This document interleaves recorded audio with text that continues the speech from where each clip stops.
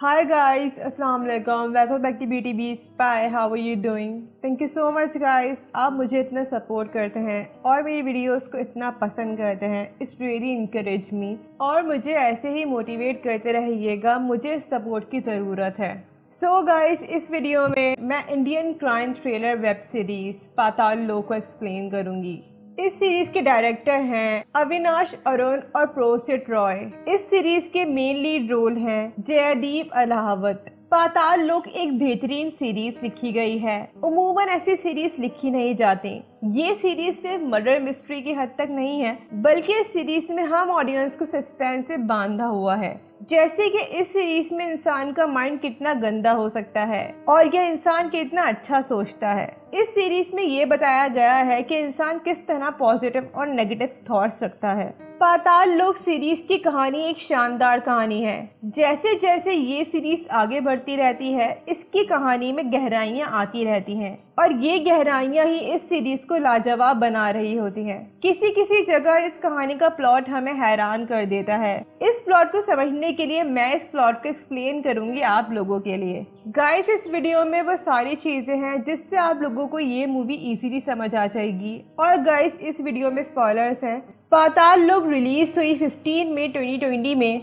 IMDb पर पाताल लोक को मिले हैं 7.8 स्टार्स आउट ऑफ 10. गाइस, अगर आपने ब्यूटी बी स्पाई को अभी तक सब्सक्राइब नहीं किया तो इसे ज़रूर सब्सक्राइब कर ले और साथ में बेल आइकन भी ज़रूर प्रेस कर दिएगा ताकि मेरी न्यू वीडियो आने की अपडेट आपको मिल जाए. Okay guys, let's start explain the series. Series start होती है और 4 लोग अरेस्ट होते हैं, जिसमें 3 मर्द और एक औरत होती है.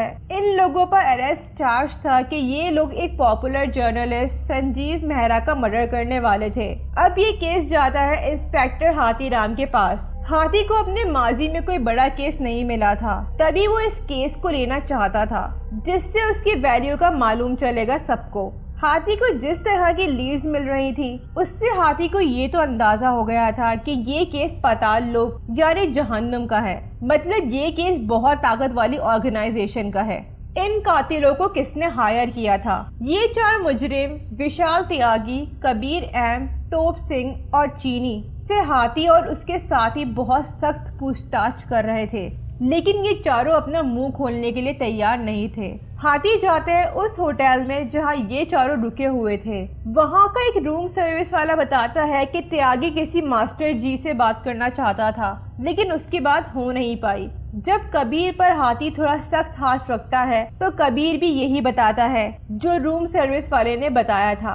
अब हाथी को त्यागी का पूरा अमाल नामा मिलता है, जिससे पता चलता है कि त्यागी ने 45 मर्डर्स किए हैं और त्यागी एक खतरनाक क्रिमिनल है जो आज तक पुलिस के हाथ नहीं लगा. हाथी जाता है चित्रकूट त्यागी के बारे में और मालूमात जमा करने के लिए.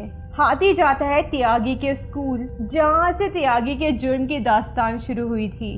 वहां त्यागी के स्पोर्ट टीचर से मालूम चलता है कि त्यागी उनके बहुत करीब था और वो काफी होशियार लड़का था. स्पोर्ट टीचर का कहना था कि त्यागी के ताया का त्यागी की फैमिली के साथ जमीन के हवाले से कोई मसला था, इसीलिए उन्होंने कुछ बंदे हायर किए त्यागी की बहनों का रेप करने के लिए, ताकि त्यागी की फैमिली उनसे डर कर रहे. लेकिन अगले दिन त्यागी ने अपनी बहनों का बदला लिया और ताया के बेटों को स्कूल में हथौड़े से मार मार कर उनका सर खोल दिया. अगले दिन हाथी मिलता है एक लोकल जर्नलिस्ट से, जिसका कहना था कि त्यागी आजकल धनोलिया के लिए काम कर रहा है. धनोलिया एक तरह का डॉन था जिसकी दहशत पूरे जिले में थी. सीरीज के और आगे बढ़ने पर हाथी की मुलाकात होती है एक जर्नलिस्ट सारा से. सारा हाथी को और मालूमात देती है त्यागी के हवाले से. सारा बताती है कि त्यागी धनोलिया के छोटे भाई गवाला गुज्जर के लिए बंदों को मारने का काम करता था. गवाला यूपी के एक पावरफुल मिनिस्टर वाजपेयी के लिए काम करता था. वाजपेयी के हवाले से और पता लगाने पर हाथी को मालूम चलता है एक फोटो से कि त्यागी के स्पोर्ट टीचर राजबीर पहले पुलिसमैन थे और वो वाजपेयी के सिक्योरिटी पुलिस थे. इस लीड की वजह से हाथी को चित्रकूट वापस जाना पड़ता है राजबीर से मालूमात पता करने के लिए. राजबीर हाथी को पूरी कहानी बताता है. त्यागी ने जब अपने ताया के बेटों को मार दिया तो ताया तो चुप नहीं बैठे, वो त्यागी के खून के प्यासे थे. राजबीर त्यागी को गवाला के पास लेकर गया ताकि वो त्यागी की हिफाजत करे. त्यागी ने ये 3 मर्डर्स किए थे और धनोलिया को त्यागी जैसा ही बंदा चाहिए था अपनी आर्मी में। त्यागी को एक महफूज जगह रखा जाता है। त्यागी को कब से अपने आइडल से मिलने की ख्वाहिश थी, क्योंकि धनोलिया ने उसकी जान बचाई थी। काफी महीनों के बाद आखिरकार धनोलिया त्यागी को बंदे मारने का काम दे देता है। एक एक करके त्यागी एक खौफनाक सीरियल किलर बन जाता है। यहाँ धनोलिया ही मास्टर जी थे जिनका जिक्र सीरीज के आगाज में बहुत आया था, और गवाला ने ही त्यागी को संजीव मेहरा को मारने को कहा था। क्या वजह थी जो कातिल संजीव को मारना चाहते थे?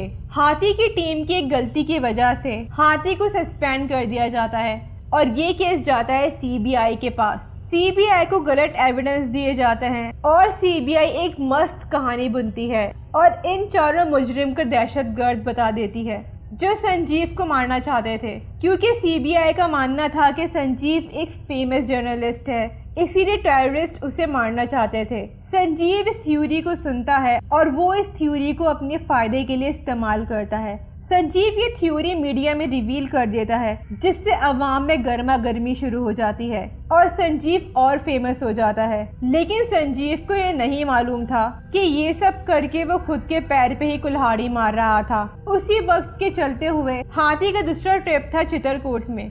हाथी को वहाँ से कुछ और ऐसी मालूमात मिलती हैं जो पजल्स के सारे टुकड़ों को मिला रही थी। हाथी को वहाँ वही लोकल जर्नलिस्ट मिलता है। उससे पता चलता है कि गवाला पहले वाजपेयी के लिए काम करता था, लेकिन अब गवाला वाजपेयी के खिलाफ इलेक्शन में खड़ा हो रहा है। यहाँ कोई सेंस नहीं बन पा रहा था, लेकिन धनोलिया गवाला के इलेक्शन में खड़े होने के सख्त खिलाफ था। हाथी जाता है लोकल डेथ रिकॉर्ड्स चेक करने। वहाँ से हाथी को मालूम चलता है कि धनोलिया काफी अरसा पहले ही मर चुका है। दूसरी तरफ हाथी का पार्टनर इमरान हाथी को बताता है कि डीएसपी भगत इन कातिलों को बहुत दिनों से ट्रैक कर रहे थे और उन्होंने इन चारों को कुछ दिनों बाद अरेस्ट किया। इस केस के सारे नुक्ते मिलाने पर हाथी को मालूम चलता है कि ये कातिल दहशतगर्द नहीं थे, बल्कि इन्हें गवाला ने हायर किया था संजीव को मारने के लिए, और ये ऑर्डर गवाला को वाजपेयी ने दिया था। इसी के साथ गवाला अपने भाई की मौत के बाद डिसाइड करता है वाजपेयी के खिलाफ इलेक्शन में खड़े होने के लिए, और वो भरपूर कोशिश करता है कि वाजपेयी को धनोलिया की मौत के बारे में पता ना लगे। लेकिन गवाला का एक और बंदा फिरिंग धनोलिया की मौत की खबर वाजपेयी को दे देता है, जिसकी वजह से वाजपेयी को इस इलेक्शन के हवाले से डर लग रहा था। उससे भी ज्यादा उसे इस बात का डर था कि गवाला त्यागी को इस्तेमाल करेगा वाजपेयी को मरवाने के लिए, जिससे गवाला आसानी के साथ इलेक्शन जीत जाएगा। इसी वजह से ये पूरा सेटअप तैयार किया जाता है त्यागी के खिलाफ और उसे संजीव को मारने का हुक्म दिया जाता है, जिसकी वजह से वह एनकाउंटर में मारा जाएगा।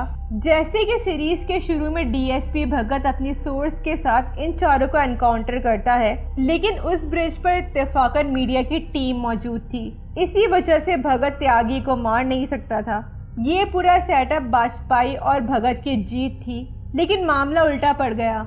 Okay guys, let's start explain the ending. Tyagi ने संजीव का कत्ल क्यों नहीं किया जब त्यागी धनोलिया की हिफाजत में था? धनोलिया को मालूम चलता है कि त्यागी डॉग से बहुत प्यार करता था। धनोलिया को भी डॉग्स पसंद थे, क्योंकि जिन लोगों का दिल साफ होता है वही डॉग्स से प्यार करते हैं। इसी वजह से त्यागी अपनी ज़मीर की सुनता है। जब त्यागी और उसकी टीम के लोग संजीव को मारने के लिए जाते हैं, त्यागी देखता है कि संजीव के पास एक डॉग है। त्यागी को याद आता है कि मास्टर जी ने उससे कहा था कि जो लोग डॉग से प्यार करते हैं वो अच्छे इंसान होते हैं। अब त्यागी को मास्टर जी से पता करना था कि वो संजीव को मारे या नहीं। त्यागी मुस्तकिल गवाला से सवाल कर रहा था धनोलिया के बारे में। जब उसकी बात धनोलिया से नहीं होती, वो संजीव को मारने का प्लान कैंसिल कर देता है। इस बात से ये पता चलता है कि त्यागी मास्टर जी से बात करने के लिए बेताब हो रहा था, लेकिन उसके बाद गवाला कैसे करवाता, क्योंकि धनोलिया तो मर चुका था। हाथी का कहना था कि आखिरकार संजीव की जिंदगी एक डॉग ने बचाई, और वो डॉग संजीव का था भी नहीं, बल्कि उसकी वाइफ का डॉग था। बेसिकली संजीव के जान उसकी सेंसिटिव और लॉयल वाइफ की वजह से ही बची थी, वरना संजीव एक मतलबी और बेवफा इंसान था। आखिरकार हाथी को सुकून मिला था कि उसने ये केस सॉल्व कर लिया है। अब हाथी के लिए उसकी फैमिली की नज़र में भी इज्जत थी। हाथी अपनी फैमिली के साथ बाहर जाता है, वहाँ वो एक डॉग को अपनी आइसक्रीम दे देता है। हाथी को रियलाइज था कि वो जहन्नुम से निकलकर अब जन्नत में चला गया है। डॉग वाली स्टोरी हम ऑडियंस को इसलिए बताई गई थी क्योंकि हाथी मतलबी नहीं था और वो हमेशा हक के रास्ते पर रहा था, जबकि ये दुनिया आसानी के साथ करप्शन के रास्ते पर चली जाती है। इस सीरीज में पॉलिटिकल और क्रिमिनल कहानी के अलावा भी और रियलिटी स्टोरीज पर भी बात की गई है, जैसे विशाल त्यागी की बैक स्टोरी में रूरल एरियाज में औरतों की सेफ्टी के मसले हैं, कबीर की बैक स्टोरी मजहब के हवाले से मसले, तोप सिंह की बैक स्टोरी रूरल एरियाज में अपर और लोअर कास्ट के मसले, और लास्ट में चीनी की बैक स्टोरी चाइल्ड अब्यूज के मसले। ओके गाइस, अगर वीडियो पसंद आई हो तो लाइक, शेयर और कमेंट करके ज़रूर बता देना कि वीडियो कैसी लगी।